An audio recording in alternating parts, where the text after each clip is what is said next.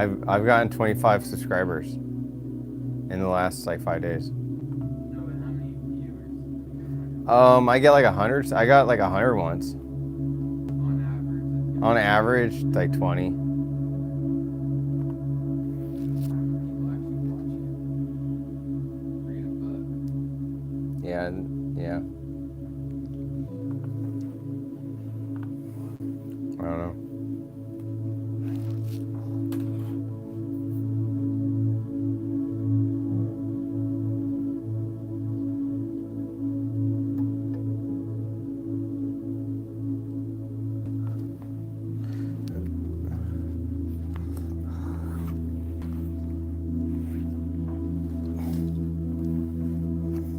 All right, here we are. Stalin's Closed System of Colossus by Abe Zucca, Part 8. You can check out my art at zuccagallery.com. You can Google my name, Abe Zucca, and see what comes up. And if you happen to be in Phoenix, you can check out my gallery in downtown, 1301 Grand. This is the final section, the final reading of Stalin's Closed System of Colossus. After this reading, I will begin a whole new series called Fractal Islam. Let me know if you have any questions. Like and subscribe. Let's begin. The Stalinist Art of Living. The total aesthetic governance, avant-garde inheritance, and the politics of the everyday form. The pen has become equal to the bayonet. Art is not a mirror held up to reality, but a hammer with which to shape it. The typical is not what exists, but what must exist. Total aesthetic state. On the decree of 1932, the dissolution of artistic plurality and the unification of life into one project. When the Central Committee decreed a single organization for all artists, architects, writers, and cultural workers, it did not merely abolish the avant-garde, it abolished the very possibility of artistic independence as a category of existence. The liquidation of artistic groups are not an administrative act, but a metaphysical one. The plural became the singular. Culture ceased to be a field and became a command. I'm Abe Zucca. You can check out my art at zuccagallery.com. If you have any questions about Stalin's Closed System of Colossus, please type it in. I'm going to continue reading. This is the last reading of this series. The first 5-year plan was the blueprint for a civilization that no longer differentiated between the factory and the poem, between the novel, between the plan and the plot. The goal of restructuring life required the aestheticization of governance, of everyday policy was staged as a scene in the drama of socialism, every directive a line in the script of the future. The state abolished the boundary between the trivial and the monumental. The arrangement of a worker's dormitory became as significant as the writing of an epic, because both were instruments of life building. The avant-garde betrayed and fulfilled on the strange triumph of the project that also marked its destruction. The avant-garde dreamed of subordinating art to life. Stalin subordinated life to art. Their vision intersected at the moment of totalization, after which the avant-garde found itself redundant. Hi, hello. If you have any questions about the reading, I know I have low subscribers and it seems like this is ridiculous, but bear with me. This channel's only going to grow. The defeat of the avant-garde did not occur through conservative backlash, but through the realization of its own demands by means it could not endorse. State power replaced radical invention. Can I read one about World War II? Possibly. But the next series is going to be Fractal Islam. So you're going to have to wait.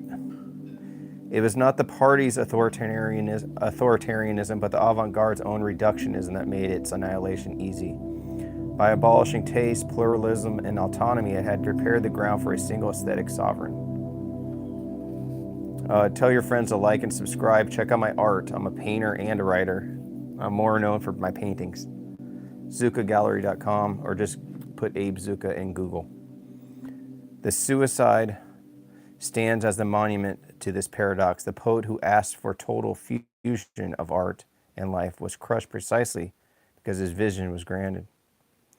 The new aesthetic state did not require novelty, it required obedience to the sovereign form, a unity that the avant-garde demanded conceptually but could not tolerate institutionally. Cultural centralization and the golden mean of power. Please ask questions about anything I'm reading. I'm not really into doing this boring reading thing over and over again. I want to have conversation. I have a lot of subjects ahead that I want to investigate and talk about. So here we go. On Stalin's of artistic authority and the punitive moderation of extremes. Stalin's cultural strategy was not extremist but eliminative. Whatever appeared doctrinally pure was suspect, and whatever posed as neutral was dangerous. He accepted all who accepted his project regardless of their earlier affiliation. He condemned all who insisted on their own identities. No, he condemned all who insisted on their old identities. The past was permitted only as raw material, but not as authority. Those who championed the party line most fervently often perished first, not because they were impure, but because they exceeded the leader's preferred temperature of loyalty. Cultural centralization was not merely a means of ideological control, it was a way of creating a population of interchangeable creators whose work could be measured against the typical. The paradox of Stalinist tolerance is simple. The state welcomed every prior aesthetic as long as it arrived with its head bowed. The classical heritage refunctioned. On the paradoxical rescue of the classics by a system that destroyed their conditions of production. The party preserved classical culture not out of reverence but out of utility. The past was a warehouse of effects to be redeployed in the construction of a future that claimed to end history. The classical canon was not inherited but appropriated. The party seized it as one seizes railroads or land, strategic assets in the struggle to reshape consciousness. Where the avant-garde rejected the classics in the name of novelty, Stalinism embraced them in the name of destiny. Both were motivated by the desire to collapse the distance between art and life. Under Stalinism, realism ceased to denote a historical technique. It became the metaphysics form of the party's will, the visual grammar of a world that claimed to be post-history. The state's use of the classics resembled a secular liturgy. Timeless artworks became symbols of a future that was treated as already accomplished.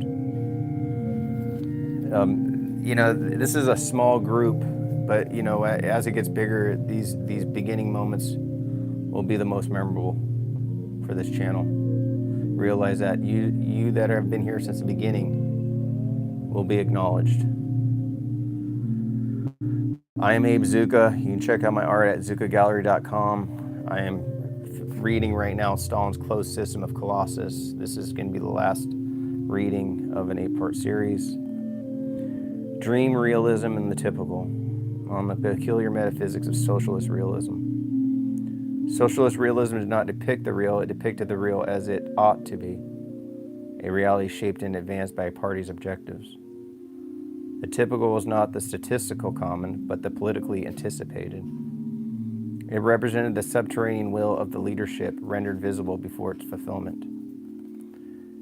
To portray the typical was to preempt the future. The artist was required to intuit the next shift in the party line and retroactively install it into the present.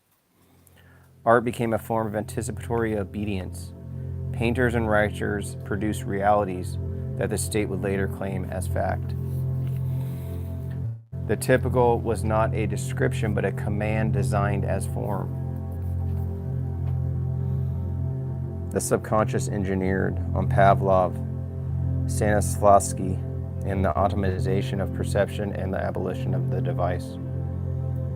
Where the avant-garde sought to make strange, Stalinism sought to make habitual. Strangeness was replaced by the anesthesia of repetition. The slogan that once shocked became the background noise of the collective subconscious, functioning as the new grammar of life.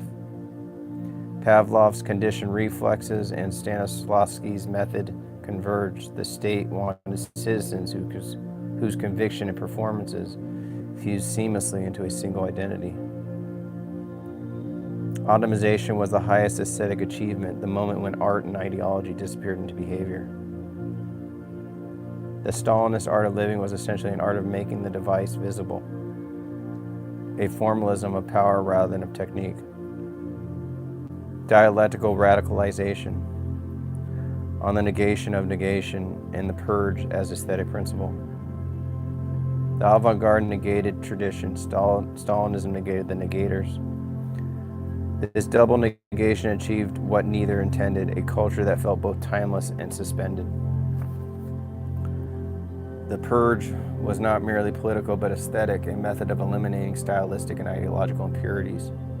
To achieve the clarity of a single vision, the era's violence was structured like a dialectic. Those who destroyed the old world were destroyed, so that the new world could be purified. The perpetual refinement created a culture in which no one's position was stable, a world without completed forms, only provisional exemplars. The principle was simple and brutal. The more one participated in shaping the new world, the more one risked being excluded from it. Staged reality on photography, painting, theater, and the state as director.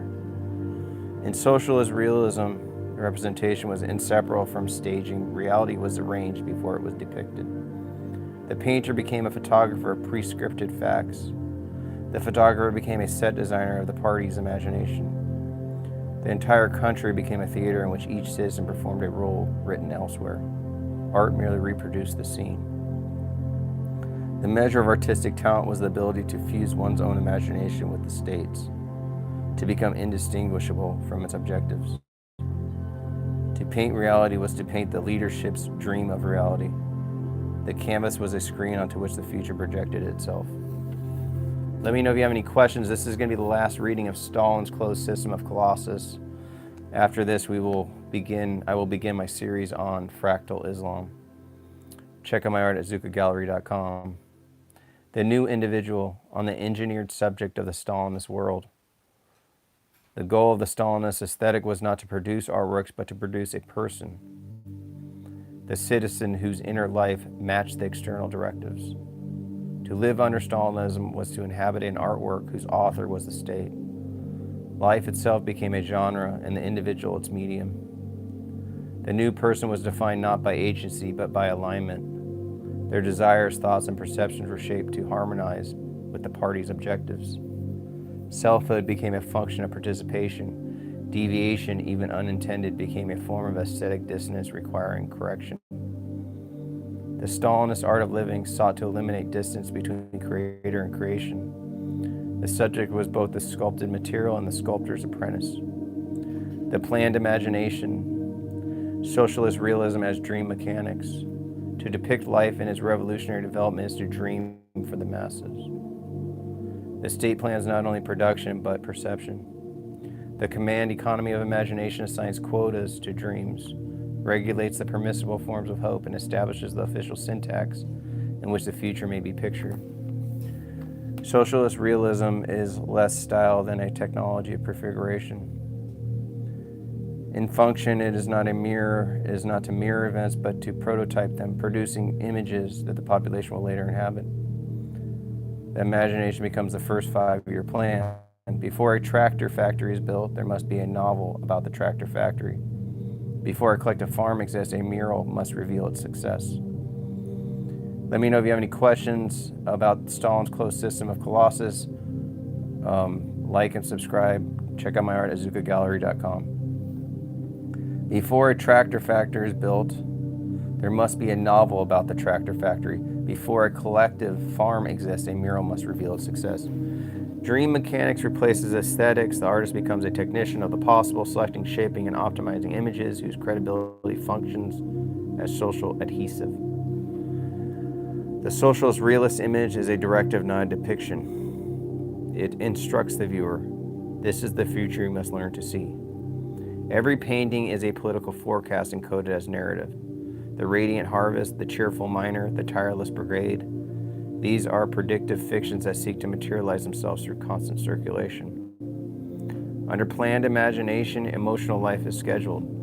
The state establishes the appropriate moment for exultation, vigilance, mourning, and triumph.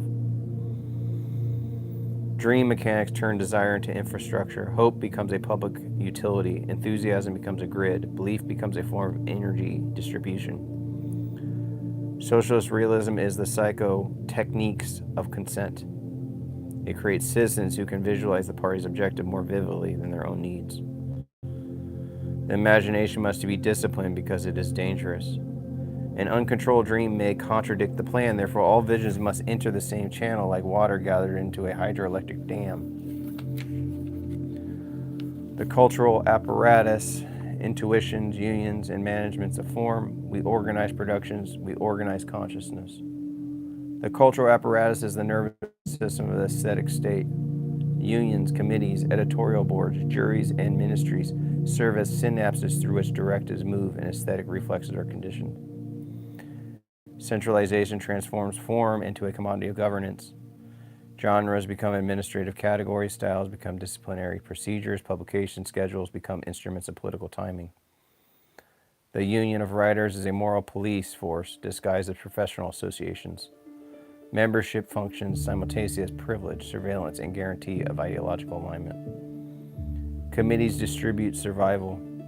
To be published, exhibited, or staged is not only an artistic event, but an ontological one, an affirmation that the creator continues to exist in the political world. Cultural institutions do not arbitrate taste, they fabricate it. They define which emotional responses are socially useful and which are destabilizing. Apparat criticism replaces criticism. Evaluations of form are indistinguishable from evaluations of loyalty. Ambiguity in style becomes ambiguity in allegiance. The apparatus administers temporality. It determines what counts as timely, delayed, premature, or dangerously ahead of schedule. Cultural unions can reconfigure the economy of risk. A misplaced metaphor may be more hazardous than a factory accident. The apparatus does not suppress plurality, it preemptively reduces it. By defining the permissible grammar of creativity, it ensures that deviation appears improbable before it is attempted. Institutions collectivize imagination. They ensure that every artistic gesture reflects not the self, but the apparatus image of the self. The Soviet everyday, kitchens, dormitories, clothing, cues, interiors, everyday life is the first and last school of socialism. The Soviet everyday is an aesthetic installation disguised as a necessity. Scarcity, routine, and communal living are not only outcomes of policy, but techniques of subject formation. The kitchen is the primary political cell of the nation. It is where loyalty is whispered, discontent murmured, and survival strategies exchanged. The only room where the private coexists with the collective. The dormitories dissolve individuality into proximity. Beds become administrative devices, privacy becomes an unofficial currency, intimacy becomes a shared infrastructure. Clothing is a form of ideological punctuation. Uniformity is not accidental poverty, but intended coherence. Garments teach the body to move within the narrow corridors of permissible expression. Cues are national rituals of patience and collective endurance. Waiting becomes a pedagogical device, teaching citizens how to conceptualize time as a political force. Interiors are manuals of conduct. The placement of portraits, radios, calendars, and household objects create an environment where ideology is materialized into habit. The everyday is a training ground for emotional calibration. One learns to feel with moderation, to hope with caution, to speak with modulation. Scarcity does not only constrain, it organizes. The struggle for access becomes the grammar of social interaction. The Soviet everyday is saturated with encoded instruction. How one enters a shop, addresses a superior, stands in line, or shares a cigarette is guided by tacit rules that bind the subject to the political whole. The everyday is where the Stalinist art of living achieves its totality, not through spectacle or ceremony, but through repetition and bodily memory. And so we will end with that, not through spectacle or ceremony, but through repetition and bodily memory is the Stalinist art of living conducted. That is the end of Stalinist Closed System of Colossus. That's the end of the reading. Please subscribe. Check out my art at zuccagallery.com.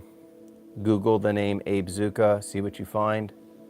And if you happen to be in downtown Phoenix, you can check out my gallery at 1301 Grand Avenue. I'll see you guys later.